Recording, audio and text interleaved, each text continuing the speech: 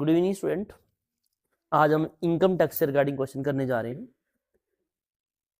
जैसे हमारा first question है आज 2 मार्क्स के रिगार्डिंग पर्सन। बहुत बार ये क्वेश्चन पुटअप किया जाता है स्टूडेंट कि पर्सन को डिफाइन करो आप। तो स्टूडेंट इनकम टैक्स एक्ट की बात जब आती है तो हमें उसके जो सेक्शन के अनुसार हमें आंसर देना चाहिए। तो पहला तो ये ध्यान रखना आपको, section 2 subsection 31 of Income Tax Act 1961, a person includes in an individual, Hindu undivided family, company, firm, association of person, and body of individual, local authority, and every artificial jurisdictional person not falling within the any of the preceding category।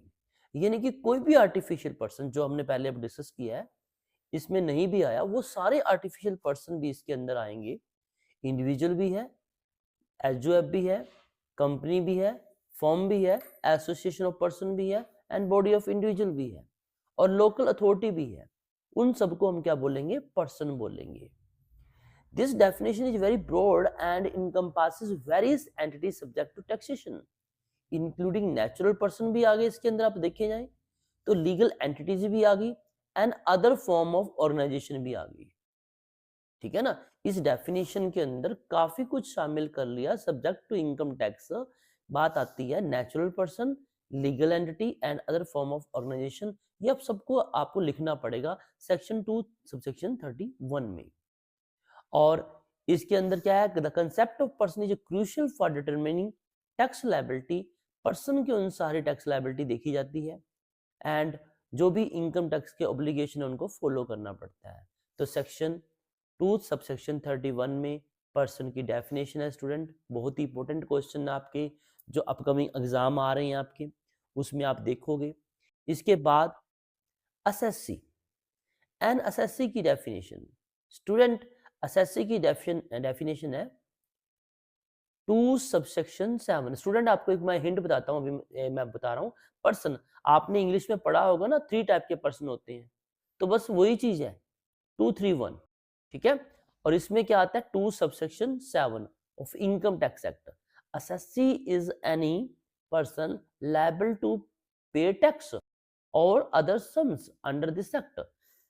Section में बताया गया कि assessee भी कोई person है, कोई भी person हो सकता है वो जो टैक्स लायबल हो सकता है, टैक्स देना पड़ सकता है, या कोई other sum under the income tax act. This includes individuals whose income is being assessed, सभी इंडिविजुअल इसके अंदर आएंगे, and those accessible for another person income, जो दूसरे पर्सन की इनकम है उसके लिए भी वो असेसी हो सकते हैं। इंडिविजुअल एंटाइटल्ड टू रिफंड और दोज इंक्रिंग लॉसेस, यानी कि जो रिफंड के अधिकारी हो, रिफंड का अधिकार उनको होगा। ठीक है, तो इसके अंदर ऐसे सभी इंडिविजुअल जिन पर टैक्स का निर्धारण हो चुका है या उनकी इनकम टैक्सेबल है, तो उसे हम असेसी बोलेंगे। तो इसकी हम इन चीजों को जो सेकंड आप पॉइंट पढ़ रहे हो, इसको आप इसके अंदर अच्छी तरह देखिए। असेसी की जो कैटेगरी शो हो रही है इस पॉइंट के अंदर, एक तो नॉर्मल असेसी है जिसने खुद अपनी इनकम पर टैक्स देना है, एक रिप्रेजेंटेटिव है, ठीक है, फिर डीम्ड असेसी है, फिर असेसी इन डिफॉल्ट है, depending on their specific tax obligation and liability. तो ये हमारे पास असेसी के टाइप भी आपको शो करने हैं। असेसी क्या है? जो इनकम टैक्स लायबल, जिसको इनकम टैक्स देना है या कोई सम अमाउंट देनी है टैक्स अंडर दिस एक्ट, और उसके ये टाइप है। आप इन्हें इस प्रकार से डायग्राम भी बना सकते हैं, इसमें बता सकते हो आप। रिप्रेजेंटेटिव असेसी हो गया, डीम्ड असेसी हो गया, असेसी इन डिफॉल्ट हो गया, ठीक है, और ये हमारे पास आ गया नॉर्मल असेसी। तो ये आपके असेसी के टाइप आप ऐसे शो कर सकते हो, डायग्राम भी बन जाएगा आपके लिए। Section 2 subsection 7। इसके बाद हमने डिस्कस करना है असेसी इन डिफॉल्ट क्या है। An assessee in default is a person who fails to fulfil the statutory obligation, जो उसका कोई विधानिक दायित्व था उनको पूरा नहीं कर पाया। उसका कुछ कानूनी दायित्व बनते थे, जिम्मेवारी बनती थी as per income tax act 1961। Assessee in default is a person who fails to fulfil statutory obligation, जो विधानिक दायित्व, जो कानूनी दायित्व थे उनको पूरा करने में वह असमर्थ हो गया। अब विधानिक दायित्व कहाँ से आए? इनकम टैक्स एक्ट के तहत उसके बनते थे। And this include failure to pay tax, वह टैक्स भरने में फेल हो गया, उसका कोई इंटरेस्ट था, पेमेंट करनी थी इनकम टैक्स अथॉरिटी को, वो नहीं की उसने, या फिर other sum specified in demand notice, income tax की तरफ से जो डिमांड नोटिस जारी किया उसके में कुछ अमाउंट देनी थी वो नहीं दिए, या फिर वो टैक्स कलेक्ट करने का उसे अधिकार था, tax at its source detect करने का सेक्शन 201 सब सेक्शन 1 के अंदर, उसने ये नहीं किया, उनमें वह असमर्थ हो गया, तो वो असेसियन डिफॉल्ट कहलाएगा। Section 2 sub section 20 sorry 220 sub section 4 के अंदर ये बताया गया, if the amount specified in the demand notice is not paid with in a given time, क्योंकि जो डिमांड नोटिस दिया गया था विद इन गिवन टाइम में आपने उसकी पेमेंट नहीं की, तो assessee shall be deemed to be default, तो उसे हम बोलेंगे कि वो डिफॉल्ट असासीन डिफॉल्ट है। तो स्टूडेंट, ये आपको मैंने इंपॉर्टेंट क्वेश्चन बताए हैं कि असेसी क्या है, असासीन डिफॉल्ट क्या है, और इसके बाद एक बहुत ही इंपॉर्टेंट पॉइंट आता है स्टूडेंट, जब आप प्रैक्टिकल क्वेश्चन करते हो आपको पता है इसके बारे में बार बार चर्चा करते हैं टीचर हमारी, तो लेकिन कई बार इसकी डेफिनेशन पूछी जाती है 2 मार्क्स के लिए कि प्रीवियस ईयर क्या है और असेसमेंट ईयर क्या है। प्रीवियस ईयर का सेक्शन स्टूडेंट 3 है। क्या है? सेक्शन 3 प्रीवियस ईयर का। इसमें बताता है as per income tax 1961 define the previous year as the financial year, वह भी एक वित्तीय वर्ष है immediately preceding the assessment year, जो असेसमेंट ईयर से पहले आता है। It typically runs from April 1 to 31 of the following calendar year. ठीक है, जो नॉर्मली इसका जो कैलेंडर ईयर मानते हैं ये वाला पॉइंट होता है, ये हमारा फाइनेंशियल ईयर आ गया हमारे पास।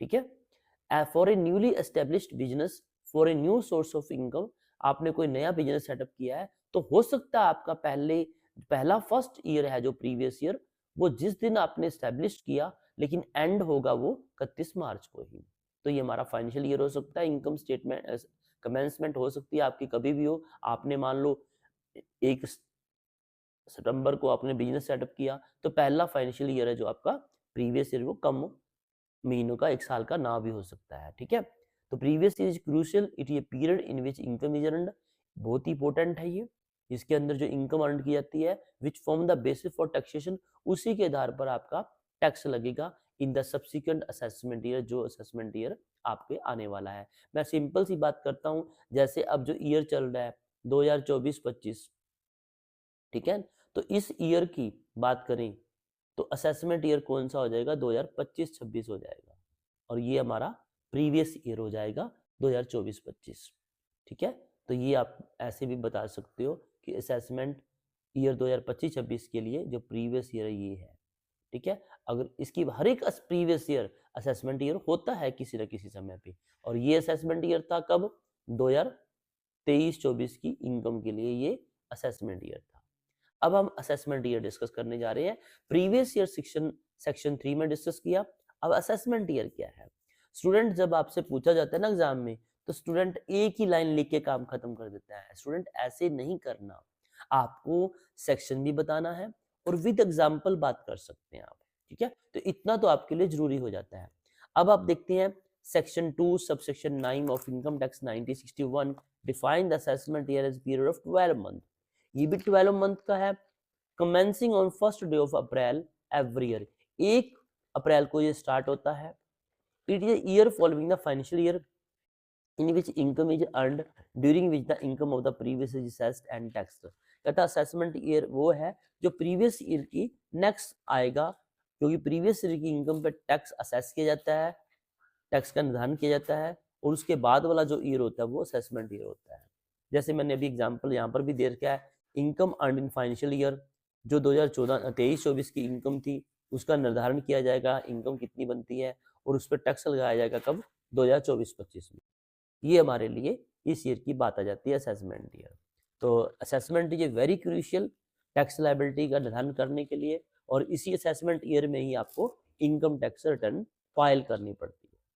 ठीक है, जैसे कि आपको पता है इनकम टैक्स रिटर्न फाइल करने की जो नॉर्मल डेट होती है इंडिविजुअल के लिए 31 जुलाई होती है, ठीक है, कंपनी के लिए अलग से सितंबर में होती है और इसके लिए 31 जुलाई है। लेकिन यहाँ पर तो आपसे असेसमेंट ईयर पूछा गया है, तो आप ये 2 सबसेक्शन 9 बताइए। तो स्टूडेंट देखिए, मैं थोड़ा सा रिपीट कर देता हूँ, बहुत इंपॉर्टेंट क्वेश्चन आज हमने किए हैं। पहले आपको पर्सन बताना है, ठीक है, मैंने आपको पर्सन की जो सेक्शन याद करने का तरीका ये बताया है कि आप इंग्लिश में आप जब ग्रामर करते हो आपको पता है उसके अंदर 3 टाइप के पर्सन होते हैं ना, first person, second person, third person. तो उसके लिखने का भी यही होता है अभी, पहले आप सेकंड पर्सन लिखते हो, फिर थर्ड लिखते हो, फिर फर्स्ट लिखते हो। तो बस इतना है, ये ध्यान रखना।